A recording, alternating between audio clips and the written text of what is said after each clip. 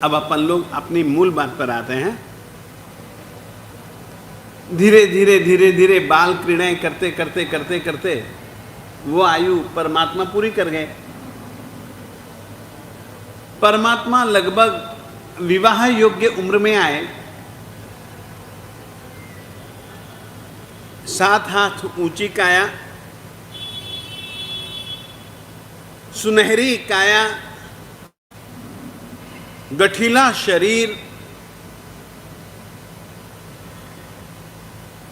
प्रमाण पुरस्सर हर एक अंग अवयव परमात्मा को देख देख देख देख करके माता पिता ही नहीं परंतु प्रजाजन भी चिंतित थे कि अब विवाह योग्य ये बालक बन तो गया, अब इसकी शादी किसके साथ करें। और ऐसे समय पर एक नगर का राजा जिसका नाम था समरवीर, समरवीर की पुत्री जिसका नाम था यशोदा,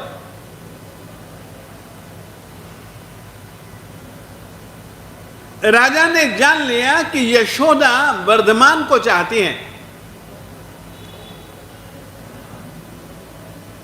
और कुछ सोचा नहीं। राजा ने मंत्रियों को इकट्ठा किया और कहा कि तुम्हारी ड्यूटी है, यशोदा को लेकर के जाओ। राजा सिद्धार्थ को किसी भी ढंग से तैयार करो कि यशोदा और वर्धमान के बीच में विवाह संबंध बंध जाए। मंत्रियों ने राजा साहब जी की आज्ञा को स्वीकारा, चले अपने नगर से और आ गए क्षत्रिय कुंडपुर में। प्रतिहारी ने उसको रोका और प्रतिहारी के माध्यम से मंत्रियों ने संदेश भिजवाया, हम आए हैं और मिलना चाहते हैं। राजा जी ने उनको सहर्ष और आदर पूर्वक लाने के लिए प्रतिहारी को आदेश दे दिया। आए, राजा ने उन सब का स्वागत किया, उनको बिठलाया, उनसे पूछा कि राजा समरवीर जी ने भेजा है, जरूर मेरे योग्य कुछ काम होगा। महामंत्री ने कहा कि हां, काम तो है और हमें ही नहीं भेजा है, हमारे साथ में उन्होंने अपनी पुत्री यशोदा को भेजा है। इस समय यशोदा यानी अनिंद्य सुंदरी और वैसे तो आपके साथ में समरवीर जी के संबंध बहुत अच्छे हैं। अब आप इस संबंध में जुड़ करके जोड़ करके यशोदा को वर्धमान जी के साथ में जोड़ करके आप उस संबंध को और ज्यादा घनिष्ठ बनाएं, ऐसी हमारे राजा साहब जी की इच्छा है। वर्धमान के लिए इस प्रस्ताव को सुन करके राजा जी ने कहा कि देखो, योग्य उम्र तो हो चुकी, हम भी चिंतित हैं, हम भी चाहते हैं उसके विवाह को देखना, मगर वो तो जीता ही इस ढंग से है, हम तो उससे कुछ कभी बात ही नहीं कर पाए विवाह की आज तक। फिर भी राजा समरवीर जी ने भेजा है तो मैं उसके मित्रों से समाचार भिजवाता हूं और उसके भावों को जानने का प्रयास करता हूं। राजा ने यानी कि सिद्धार्थ राजा और त्रिशला देवी ने आपस में विचार विमर्श के बाद भेजा। जो वर्धमान के मित्र लोग थे, मित्र गए। मित्रों ने जाकर के भूमिका बांधनी चालू की। भूमिका बांधी तो वर्धमान ने कहा, अरे तुम तो मेरे साथ में जीने वाले हो, तुम तो मेरे साथ में रहने वाले हो, तुम ही तो मेरे अनुगामी हो, हर पल तुम मुझको देखते हो मैं किस तरीके से इन सब से दूर रहता हूं।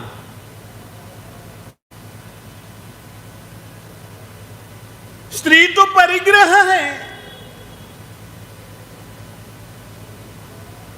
मैं तो भव से छूटने के लिए आया हूं, अपने भव को बढ़ाने के लिए, या जन्म मरण के चक्कर में मेरी आत्मा घूमती रहे, मैं ऐसा कार्य तो कभी भी नहीं करूंगा।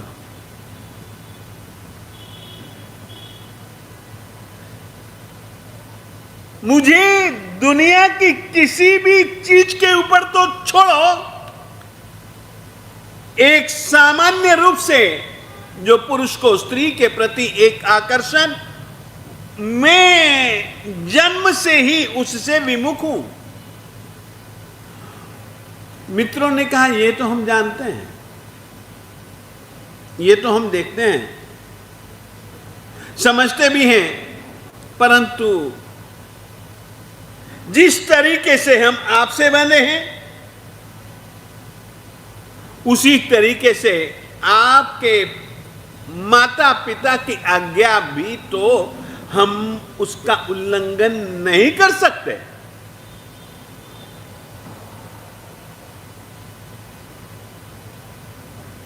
आगे कुछ बात बढ़े, इसी समय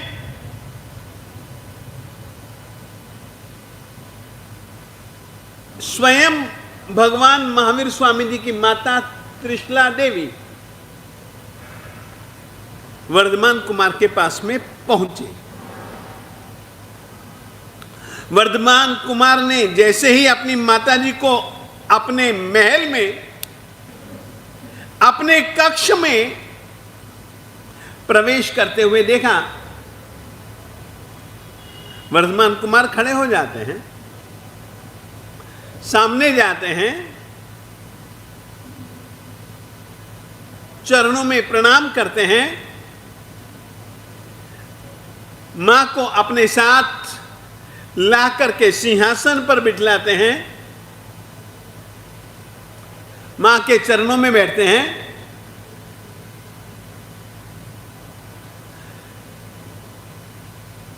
मां को कहा कि मां आप आए तो बड़ी खुशी जरूर हुई,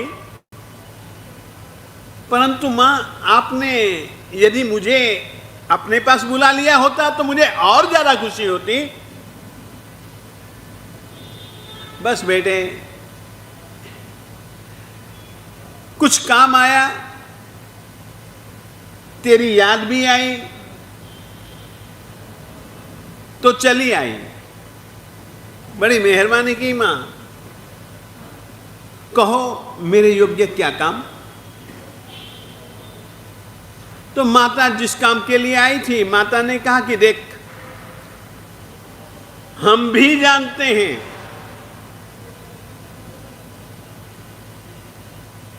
तू भववास इस संसार में रहने के लिए तूने जन्म धारण किया है।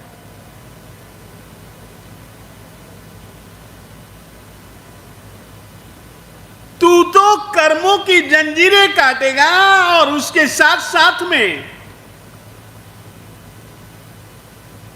तू इस संसार से भी छुटकारा ले लेगा। भववास के लिए नहीं, बल्कि भववास में रहने वालों को छुटकारा दिलाएगा तू तो।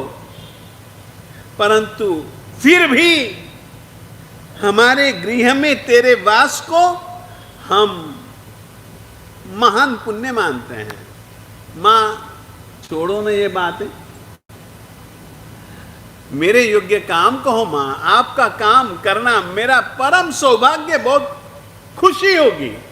तो देख बेटा, मेरी और तेरे पिताजी की एक इच्छा है,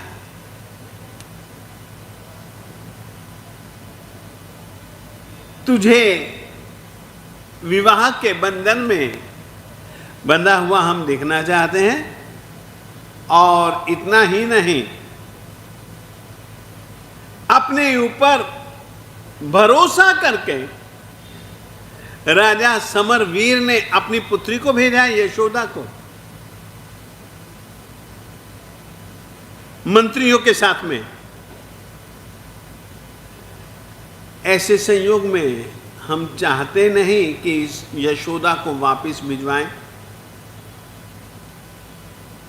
समरवीर जी के साथ राजा साहब जी के, यानी कि तेरे पिताजी के बहुत गहरे संबंध हैं।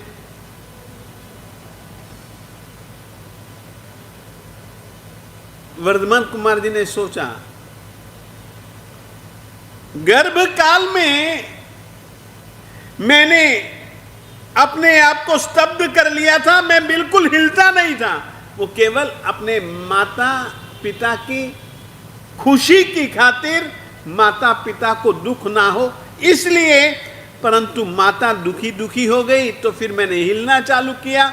मैंने संकल्प किया था कि माता पिता को मेरे कारण से दुख कभी नहीं होने दूंगा। ठीक है मां, जैसी आपकी इच्छा।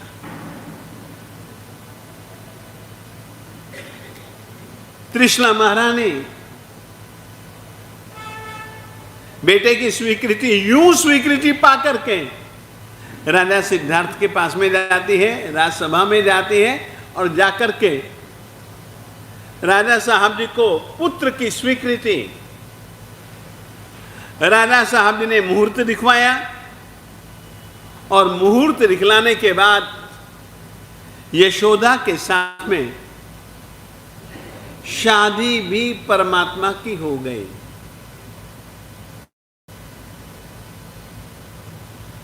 परमात्मा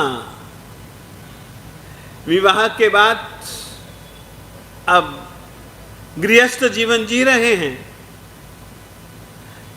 आप एक छोटा सा बोध इस कहानी से लें। तीर्थंकर जैसी आत्मा भी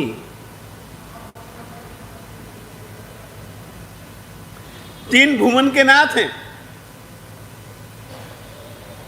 इसी भव में तीर्थंकर बनने वाले हैं। सारी दुनिया जानती है, नगर वासी जानते हैं, तो भी अपने माता पिताजी की इच्छा का कितना सम्मान,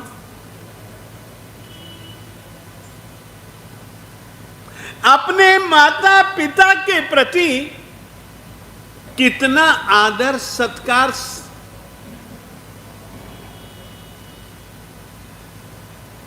और उनकी परंपरा को मानने वाले हम लोग ऐसा कैसा कर सकते हैं कि अपने माता पिता का अपमान।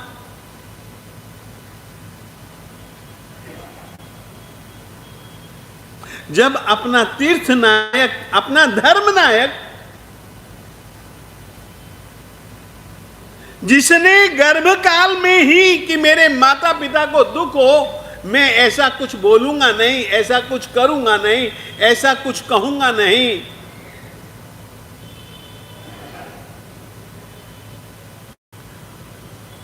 विवाह नहीं करना चाहते थे।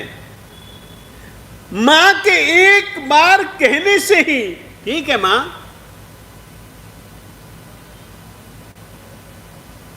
विवाह के लिए तैयार हो गए। मित्रों को समझा रहे थे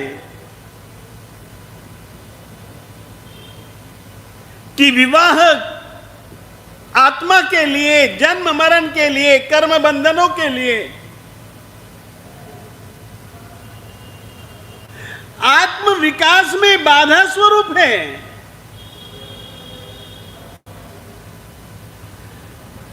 मैं मोह के विस्तार के लिए नहीं, मोह का छेदन भेदन किए बिना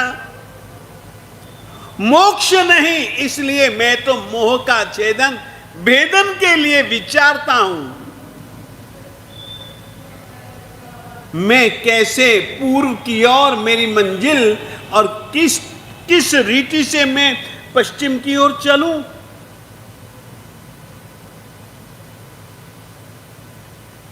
मेरा लक्ष्य तो गगन गगन गगन,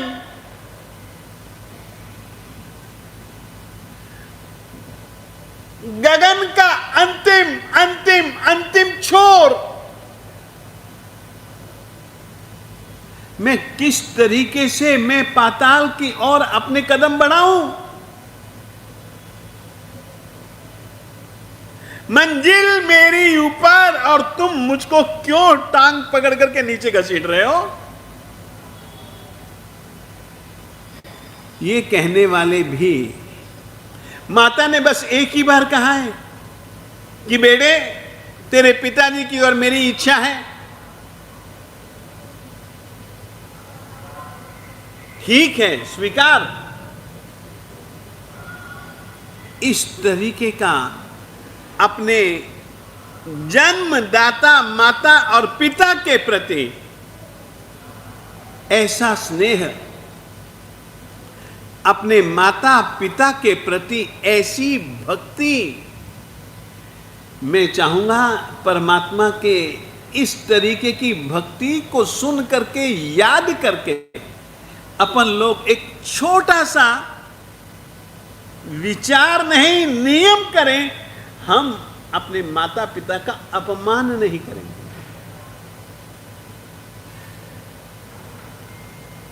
सम्मान तुम जानो, तुम्हारे माता पिता जाने, मगर हम इतना तो कर ही सकते हैं ना, हम अपमान तो नहीं करेंगे। इतना नहीं कर सकते क्या? हम अपने माता पिता को थोड़ा सा भी मन में दुख हो, वैसा व्यवहार, वैसा वचन, वैसी कोई भी चेष्टा इस मन वाणी काया से नहीं करने का संकल्प गर्भ में रहते हुए करने वाले परमात्मा को सोच करके क्या अपन नहीं कर सकते?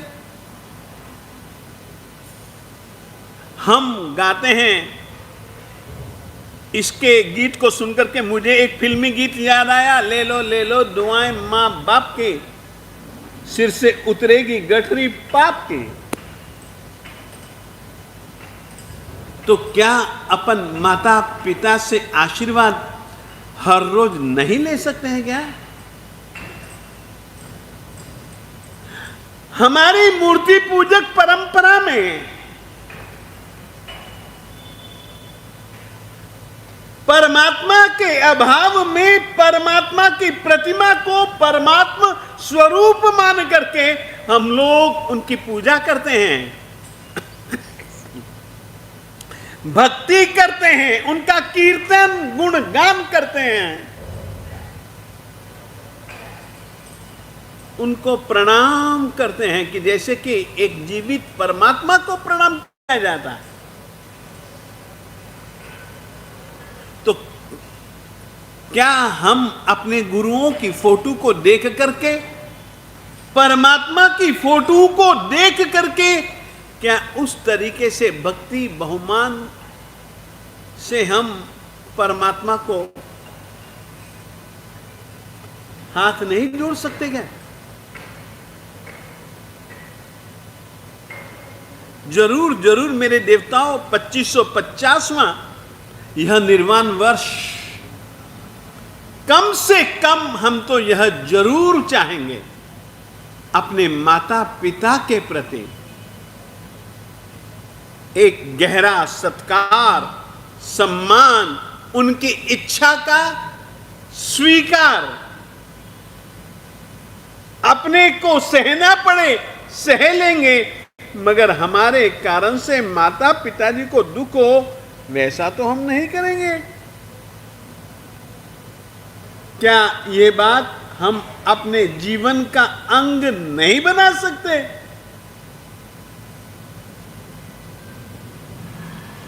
श्रमण भगवान श्री महावीर स्वामी जी ने विवाह न चाहते हुए भी मात्र माता पिता चाहते हैं तो ठीक है साहब, स्वीकार है, मां स्वीकार। मां को एक बार से दूसरी बार कहने की जरूरत भी नहीं पड़ी। आप लोगों से हम लोग उनका 25वां निर्वाण वर्ष मना रहे हैं। माता पिता के प्रति आदर, सत्कार, सम्मान, उनकी इच्छा इत्यादि को अपने जीवन का एक व्यवहार बनाओ। समय पूरा हुआ, आज अभी इतना है।